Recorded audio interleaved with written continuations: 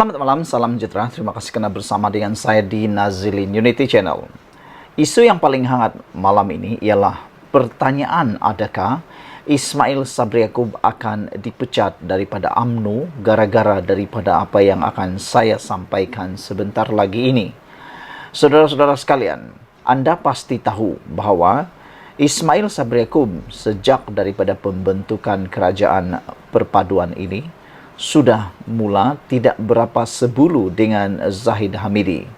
Namun, yang lebih menghairankan ialah keberanian Ismail Sabri Yaakob menunjukkan dan mahu mengkritik kerajaan ini, walhal pemimpin utama UMNO iaitu Zahid Hamidi yang juga Presiden UMNO berada di dalam kepimpinan kerajaan perpaduan tersebut, yang mana ianya menjadi timbalan Perdana Menteri. Saudara-saudara sekalian, apa yang mengejutkan kita ialah Ismail Sabri Yaakob seharusnya jadi tali penghubung, bukan juru cakap, jadi juru cakap tak bertauliah. Bekas Perdana Menteri Datuk Seri Ismail Sabri Yaakob seharusnya menjadi tali penghubung kepada parti dalam kerajaan bagi mencetuskan usaha sama yang boleh membawa erti kepada kemajuan negara. Itu kata-kata seorang ahli parlimen iaitu daripada Segamat R. Yunes Wegaran.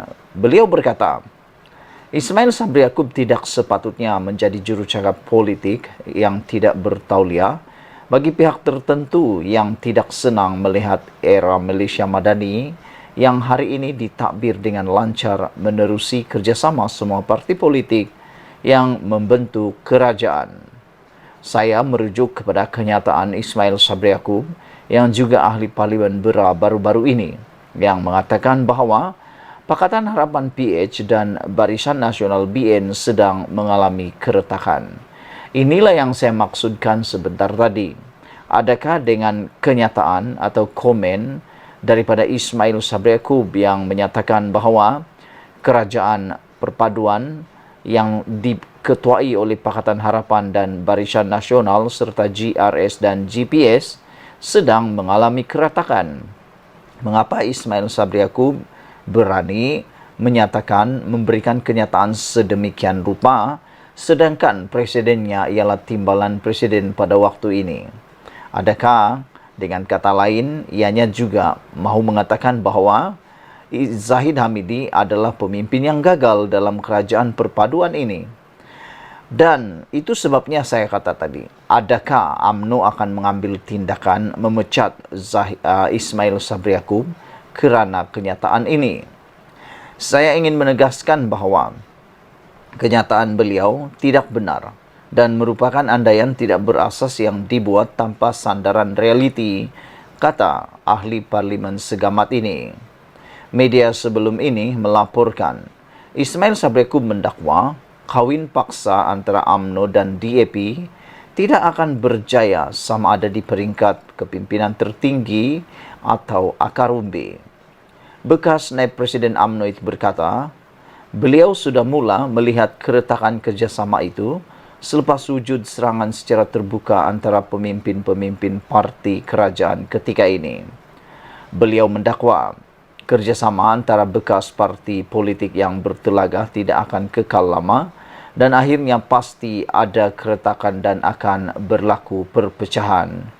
Yunes Wegaran berkata, sebagai bekas Perdana Menteri, Ismail Sabri Yaakob tidak seharusnya mengeluarkan apa-apa kenyataan yang boleh mengundang pelbagai spekulasi tidak baik terhadap kepimpinan atau pimpinan kerajaan yang dibina atas prinsip kebersamaan dan perpaduan nasional. Katanya, sebagai seorang ahli Dewan Rakyat yang turut berada dalam blok kerajaan, Ismail Sabri tidak sepatutnya cenderung untuk menyatakan perkara remeh secara terbuka yang boleh mencetuskan sakwa sangka umum terhadap kredibiliti kerajaan pimpinan Datuk Seri Anwar Ibrahim. Sebagai seorang ahli parlimen Pakatan Harapan, saya secara peribadi ingin mengesahkan bahawa hubungan antara Pakatan Harapan, Barisan Nasional, Gabungan Parti Sarawak GPS serta parti-parti kerajaan yang lain semakin baik dan utuh. kami boleh bertukar pandangan serta meraihkan pelbagai bentuk kerjasama fizikal yang boleh tanpa sempadan. Hubungan erat antara Pakatan Harapan PH sesama parti lain, khususnya Barisan Nasional, bukanlah hanya dibina atas dasar politik semata-mata. Persefahaman kami dibina atas dorongan bersama untuk melihat negara yang kami sedang bangunkan ini mampu melaksanakan segala agenda reformasi yang boleh memberi keuntungan kepada ekonomi rakyat, kata beliau lagi. Saudara-saudara sekalian, apakah Anda juga berpendapat seperti saya, yaitu bertanya, adakah dengan ini Ismail Sabri Yaakob akan dipecat oleh UMNO? Saudara-saudara sekalian, apabila Ismail Sabri Yaakob bercakap tentang kawin paksa, sebenarnya banyak juga yang kawin paksa tetapi mampu bertahan lama. Dan ada juga yang kawin suka sama suka lebih cepat bercerai berbanding kawin paksa. Apakah Anda juga setuju? Kadang-kadang kawin paksa lebih bertahan lama daripada yang berkawin kononnya cinta sama cinta, tetapi rupa-rupanya ada yang tersembunyi lebih dalam lagi. Bekas Perdana Menteri Ismail Sabri Yaakob mengumpamakan hubungan UMNO dengan DAP dalam kerajaan sekarang seperti kawin paksa.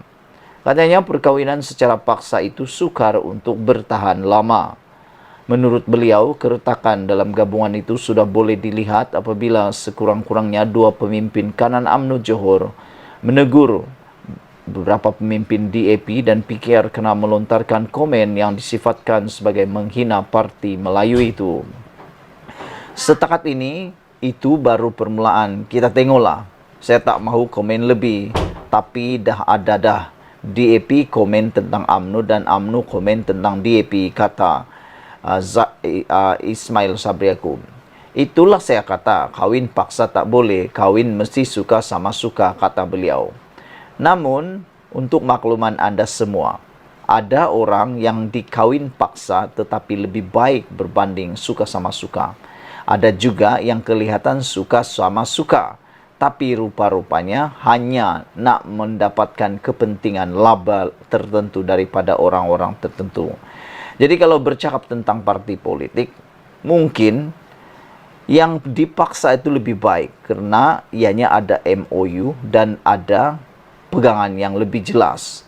Namun apabila yang suka sama suka, parti suka sama suka, besar kemungkinan ada yang hanya mahu mengambil kesempatan terhadap orang yang lain, menunggang parti yang lain, gabungan yang lain semata-mata untuk mendapatkan kelebihan laba kepada mereka.